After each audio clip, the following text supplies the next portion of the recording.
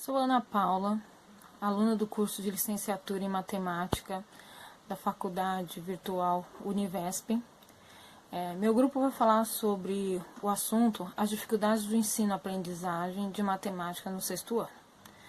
A matemática ela faz parte do cotidiano de todo mundo, mas às vezes os alunos não têm essa conscientização.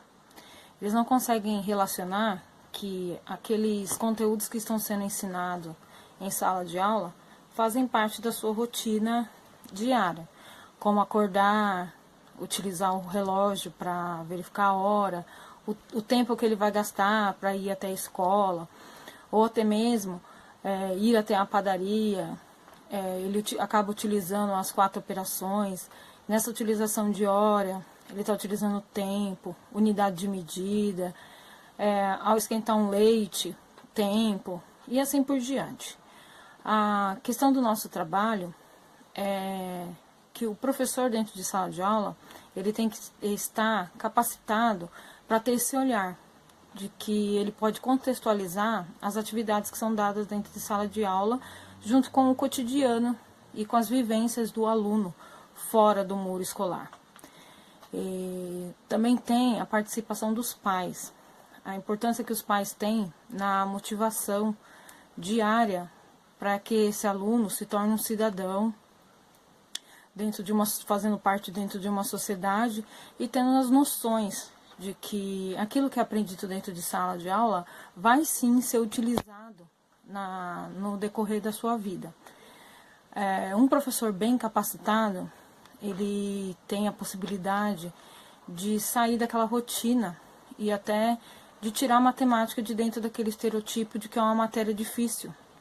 Porque, na verdade, a partir do momento que você traz as vivências do aluno para dentro de sala de aula, às vezes essa visualização fica mais fácil para o aluno, né? E isso, os pais também têm que ter essa consciência de motivar os seus filhos, né, dentro de sala de aula. E acaba sendo uma união entre escola e os pais. Outro assunto muito importante que nós fazemos no nosso trabalho são os diagnósticos precoces. Nós levantamos o assunto de sexto ano, por quê? O aluno no Fundamental 2, ele é preparado para as próximas séries, porque a matemática ela vai sendo gradativa, ela vai tendo o nível de dificuldade dela vai aumentando conforme os anos. Quando a criança chega no sexto ano, ela passa para o Fundamental 2. Então, ela teria que trazer do Fundamental 1 uma bagagem já estruturada. Às vezes isso não acontece, ou às vezes nesse decorrer desses 5 anos, o professor não conseguiu identificar se realmente essa criança ela tinha uma dificuldade no aprendizado, ou um distúrbio, ou faltou o estímulo em algum momento. Então é muito importante que o professor esteja capacitado para isso também.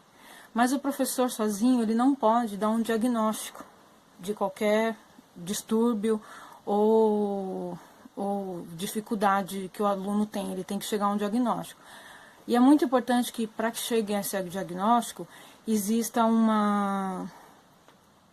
pessoas capacitadas para isso, né? Um psicólogo, um neuropsicopedagogo, um neurologista.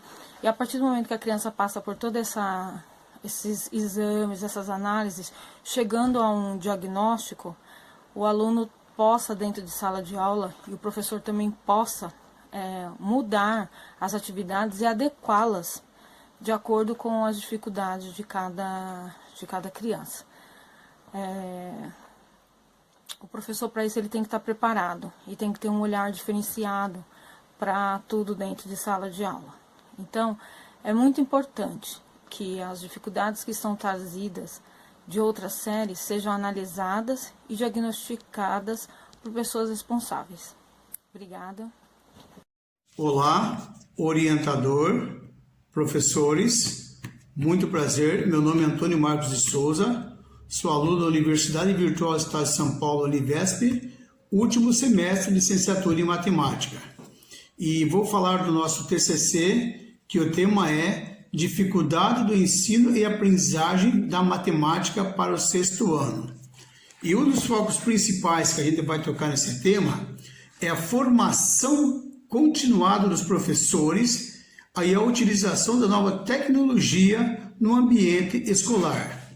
E isso traz também uma demanda muito grande de hoje, onde os professores precisam estar cada vez mais capacitados no mundo tecnológico.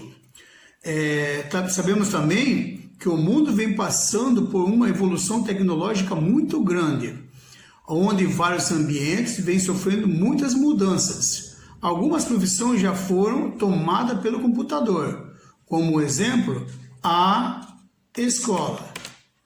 Com isso podemos também dizer que as escolas com o ensino híbrido já precisa ter os professores mais atualizados, os professores mais capacitados. Então, essa formação de professores com a nova tecnologia em pleno século XXI, cabe essa formação diretamente ligada para que a educação tenha mais qualidade. Outro ponto importante também é que esse ensino híbrido e o ensino remoto, hoje temos os e-mails para trabalhar, nós temos o Hotmail, temos o formulário, temos o Google Forms e outros tipos de tecnologia. E nessa capacitação, que na própria Constituição já diz que é capacitação continuada de professores, os professores precisam buscar curso para oferecer uma educação melhor, para que possa chegar nos alunos com mais qualidade e mais tecnologia. Que todo o trabalho e o mundo globalizado hoje, todos os países europeus como o país brasileiro, a tecnologia já tomou conta.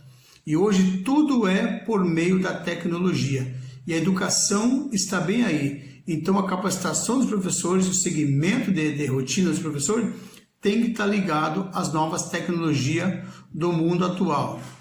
E hoje podemos falar também sobre o papel das famílias na escola. Qual a importância do papel da família na escola? A escola, antes de tudo, tem que trabalhar junto com os pais, junto com as famílias, para que nós possamos desenvolver um aluno com mais capacidade de pensar, com mais capacidade para agir. A escola deve ter conhecimento de como são a vivência dos seus alunos fora do muro da escola, para que as coisas possam ser elaboradas, um ambiente favorável para seus alunos buscar suas vivências, buscar novos conhecimentos.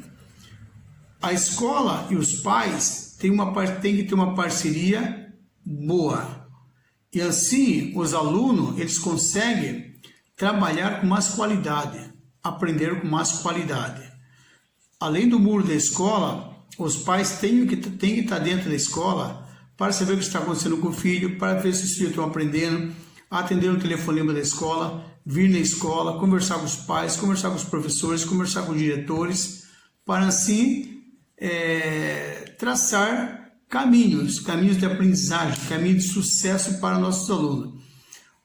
E tem outro ponto fundamental também, que a própria Constituição diz, que a LDB fala, que no artigo fala que a educação é dever dos pais, complementação do Estado. Então, esse dever dos pais é ajudar os professores na educação dos filhos, é ajudar os professores na prática pedagógica de ensino, tirando a dificuldade dos seus alunos, ajudando eles, os professores mandando atividade para casa, os pais ajudando e assim fazendo uma educação de mais qualidade. Essa é a intenção do nosso TCC, essa é a intenção do nosso projeto, porque quando ele fala em dificuldade se o professor e o aluno encontram, os pais têm que estar trabalhando junto.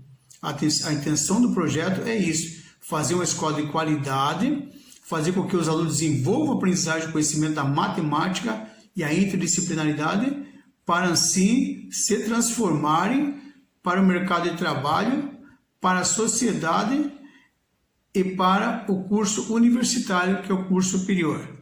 Muito obrigado. A descalculia. De modo geral, a descalculia ela é definida como a dificuldade de aprender os conceitos matemáticos como um todo, desde uma simples soma, o conhecimento dos números,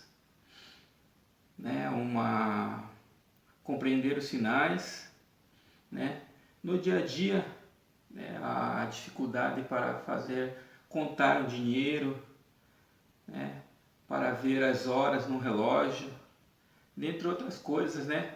Até mesmo a dificuldade para compreender o que o professor escreve, né, ou fala na sala de aula, né? Dentre outras coisas, né?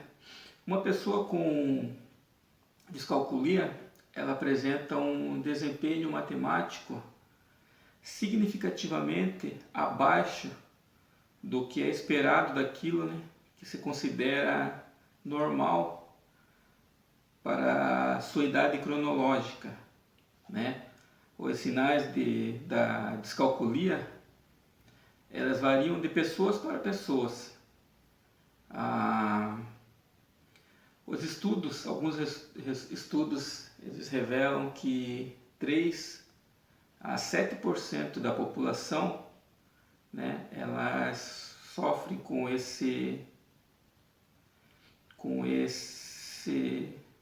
elas são afetadas, na verdade, né, pela descalculia, o que é uma porcentagem considerável de pessoas, né, visto a quantidade de população mundial, né. Este transtorno, ele é apresentado em 6 tipos, né. Ela é a descalculia verbal, né, que é a dificuldade da representação da fala na expressão numérica. A descalculia gráfica, né, que é a dificuldade na representação gráfica da escrita numérica. Tem também a descalculia léxica, né, que é a dificuldade de fazer a leitura da representação verbal numérica. Temos também a descalculia operacional. A descalculia operacional seria a dificuldade na execução das operações e cálculos matemáticos, né? Nós temos também a descalculia practognóstica. Ela é a dificuldade de enumerar, comparar e manipular objetos reais, né? Existe também a descalculia ideognóstica, né? Ideognóstica, que é a dificuldade de realizar operações mentais, né? De compreender os conceitos matemáticos. Existem também 4 subtipos de descalculia, né, que foram desenvolvidos para diversificar as características do quadro, né? São eles o déficit verbal, o déficit nas funções executivas, o déficit visoespacial, né, e o déficit no conceito de números, né? Para um diagnóstico é imprescindível que o professor esteja atento nas dificuldades, né, apresentadas pelo aluno, né, na sala de aula, para que ela possa identificar os pré-requisitos da descalculia, né? Para um diagnóstico preciso da descalculia, há necessidade de uma equipe multidisciplinar, né? Essa equipe ela tem que ser composta, né, de médicos, neuropsicólogos, fonoaudiólogos, psicopedagogos, porque nem toda a pessoa com dificuldades em matemática, ela de fato tem a descalculia. Por isso é importante a necessidade de uma equipe multidisciplinar, né? essa equipe ela tem que ser composta, né, de médicos, neuropsicólogos, fonoaudiólogos, psicopedagogos, porque nem toda a pessoa com dificuldades em matemática, ela de fato tem a descalculia. Por isso é importante uma avaliação precisa para identificar esses sintomas, né? O diagnóstico precoce é muito importante e se deve agir antes que isso se torne um problema mais grave, né? Que afete a pessoa de uma forma mais aguda. Obrigado.